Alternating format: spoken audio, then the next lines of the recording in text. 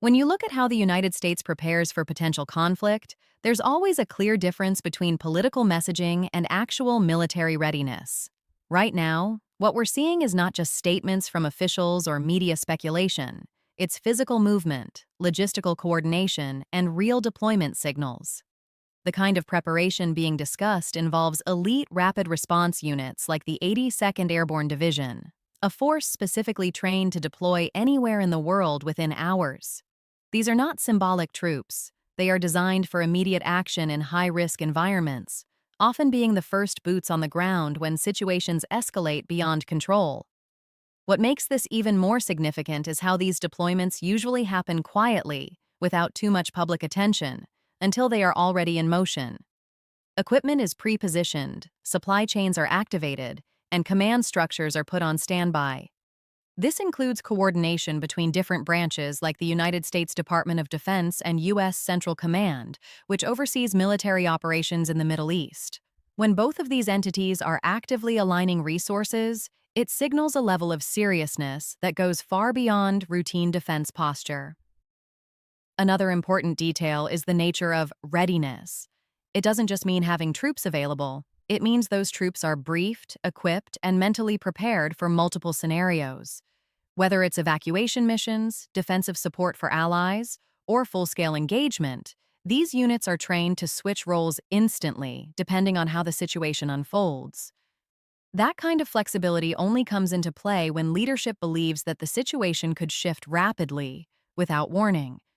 And historically, when the U.S. reaches this stage of preparation, it's usually because intelligence assessments have already identified credible risks. Satellite surveillance, cyber monitoring, and on-ground intelligence all feed into these decisions. So by the time the public starts noticing troop movements or military positioning, it often means the internal evaluation has already crossed a threshold where inaction is no longer considered safe. What stands out most in this moment is that none of this is happening in isolation. It's part of a broader pattern. Increased surveillance flights, naval positioning, and coordination with regional allies. When you connect all these dots, it paints a picture of a system moving into a higher state of alert, where every decision is being made with the assumption that escalation is not just possible, but increasingly likely. When you look at the geography of the Middle East, certain locations carry far more weight than others, and the Strait of Hormuz is one of the most critical on the entire planet. It's not just a narrow stretch of water. It's the main artery through which a massive portion of the world's oil supply flows every single day. Tankers from countries like Saudi Arabia, Iraq, and United Arab Emirates pass through this corridor to reach global markets. That means any instability here doesn't stay local. It instantly becomes a global issue. What makes this area even more sensitive is its proximity to Iran, which sits right along the northern edge of the strait. Over the years, Iran has repeatedly demonstrated that it has the capability to disrupt traffic in this region, whether through naval patrols, missile systems, or asymmetric tactics like fast attack boats and sea mines. Even the perception of a threat is enough to cause panic in global markets, because shipping companies and insurers immediately start reassessing risk. And this is where the United States comes into play in a major way.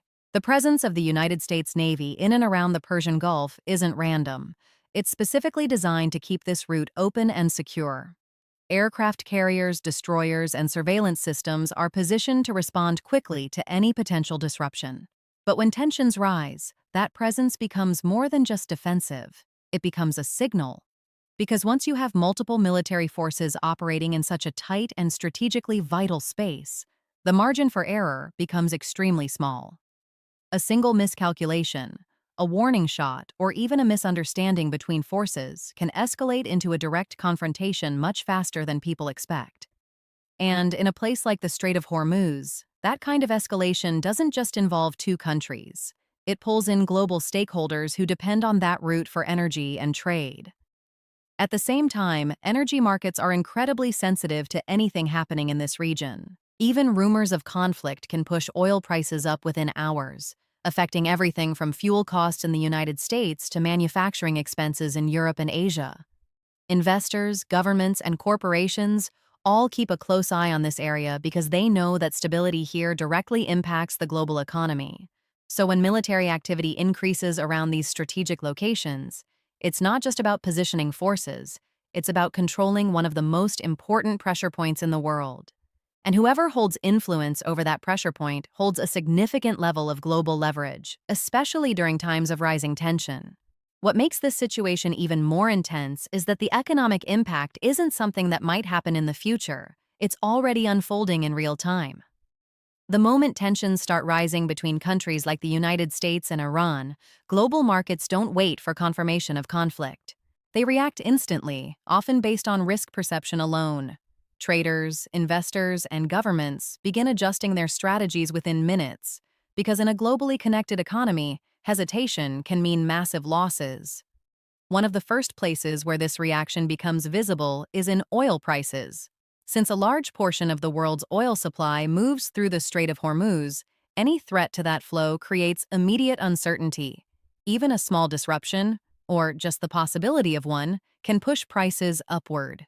And when oil prices rise, it doesn't stay limited to the energy sector. It spreads across transportation, manufacturing, shipping, and even food production, because fuel is a core component of almost every industry. At the same time, financial markets begin to show signs of stress. Stock markets often become volatile as investors pull money out of riskier assets and move towards safer options like gold or government bonds. Airlines, logistics companies, and global trade businesses start factoring in higher operational costs, while insurance companies raise premiums for ships traveling through high-risk zones. This creates a ripple effect that moves far beyond the Middle East, reaching economies in Europe, Asia, and North America within hours. Another layer to this is how governments respond internally. Rising fuel prices can lead to inflation, which directly affects everyday people, from higher gas prices at the pump to increased costs of basic goods.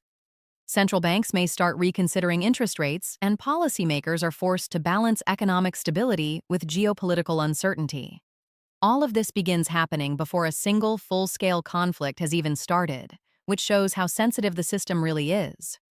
What's also important to understand is that modern markets are driven heavily by information flow. News reports, satellite images, military updates, and even social media speculation can influence billions of dollars in movement within minutes.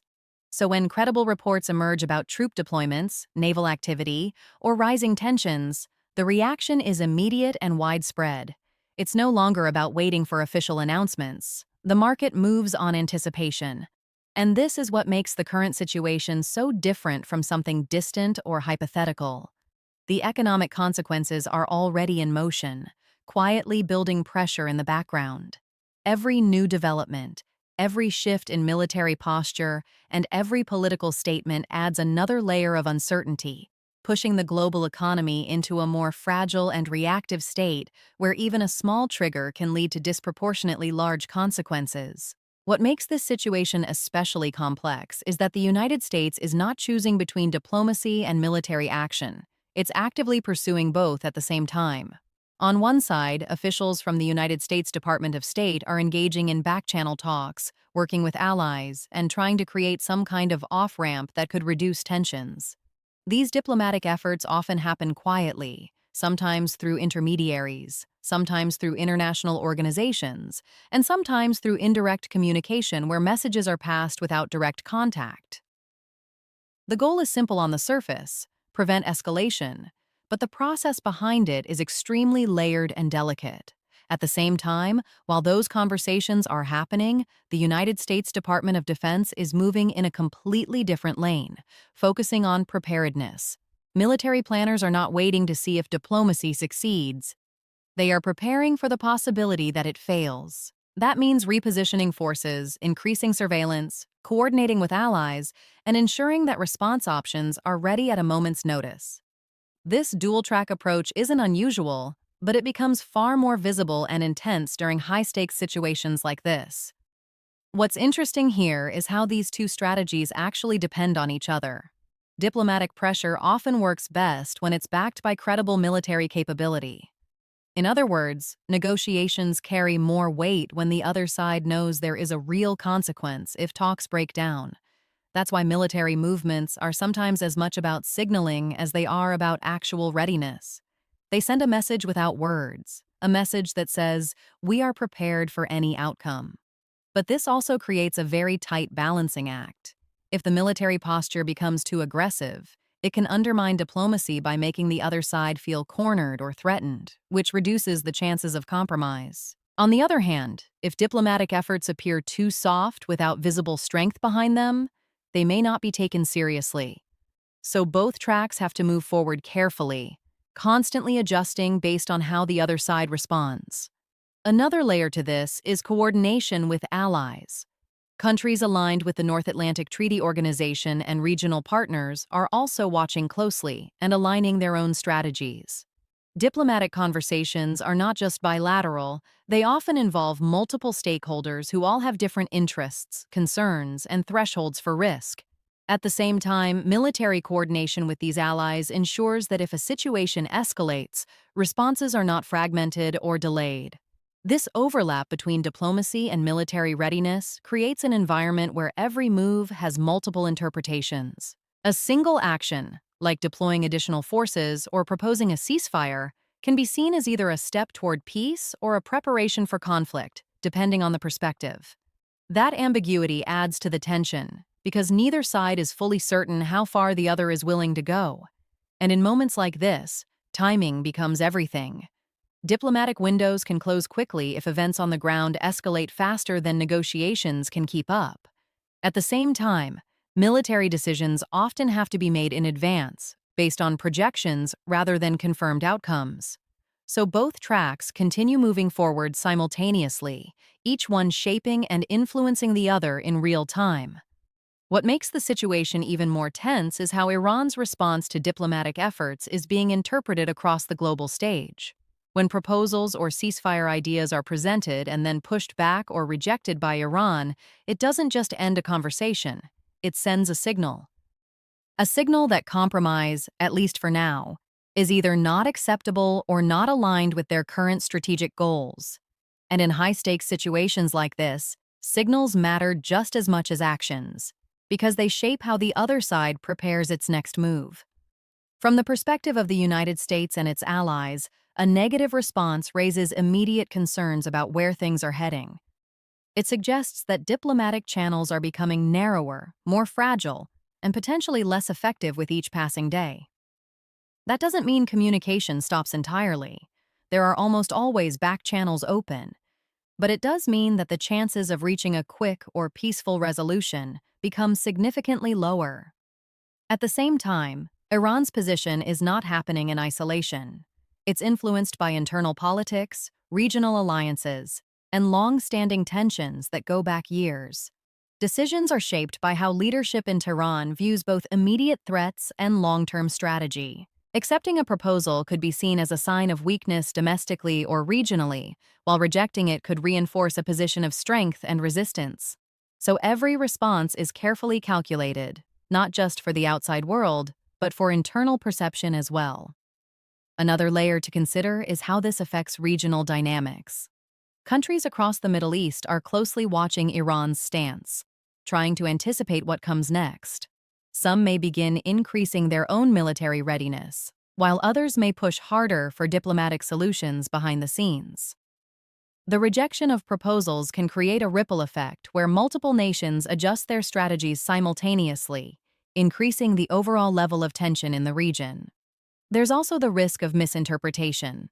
A rejection might be intended as a negotiation tactic, a way to push for better terms, but it can easily be perceived as a complete unwillingness to engage.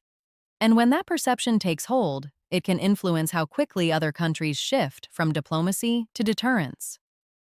Military planners may start preparing for worst-case scenarios not because conflict is certain, but because uncertainty itself becomes a risk. At this stage, every response carries weight. Statements, actions, and even silence can be analyzed for hidden meaning. And when responses lean more toward rejection than compromise, it gradually builds an environment where escalation feels more likely, not necessarily because one side wants it immediately, but because the space for de-escalation keeps shrinking with each passing move. What makes this entire situation so unpredictable is how quickly everything could shift from tension to full-scale escalation with just one trigger. In conflicts like this, it's rarely a planned, clearly announced decision that changes everything. It's usually a moment, a single strike that goes further than intended, a misinterpreted military movement, or even a technical error that gets read as aggression. And when multiple powerful actors are already on edge, that one moment can set off a chain reaction that's almost impossible to stop. Right now, you have countries like the United States, Iran, and Israel all operating in a highly sensitive environment where military forces are active, alert, and positioned close to one another. That alone increases the risk. When jets are flying, naval fleets are moving, and missile systems are on standby, the margin for error becomes extremely thin. It doesn't take a major decision. Sometimes it just takes a misunderstanding. Another factor is how quickly modern warfare can escalate. With advanced missile systems, cyber capabilities, and real-time intelligence, responses can happen within minutes. There's very little delay between an action and a reaction. So if one side believes it's under threat, even temporarily, it may respond immediately to avoid being at a disadvantage. That rapid response cycle can turn a limited incident into a much broader confrontation before diplomatic channels even have time to react.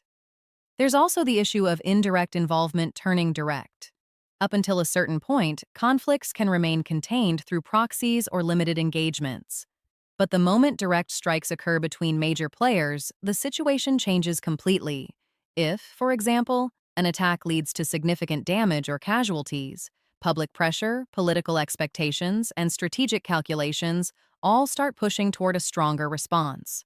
Leaders may feel they no longer have the option to hold back, even if they initially wanted to avoid escalation.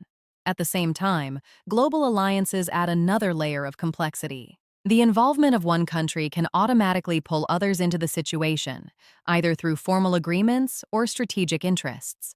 Support can start with intelligence sharing or defensive measures, but it can quickly expand depending on how events unfold. This creates a scenario where a localized trigger doesn't stay local. It spreads, drawing in more actors with each step. And what makes it even more intense is how information flows in real time. News breaks instantly, footage spreads across social media within seconds, and narratives begin forming almost immediately. Governments are not just responding to each other, they're also responding to global perception, domestic audiences, and political pressure. That can accelerate decision-making, sometimes forcing quicker, more aggressive responses than originally planned. In this kind of environment, stability depends on constant control, communication, and restraint. And the problem is that all three become harder to maintain as tensions rise. The higher the pressure, the easier it is for something small to slip through the cracks and trigger a much larger sequence of events.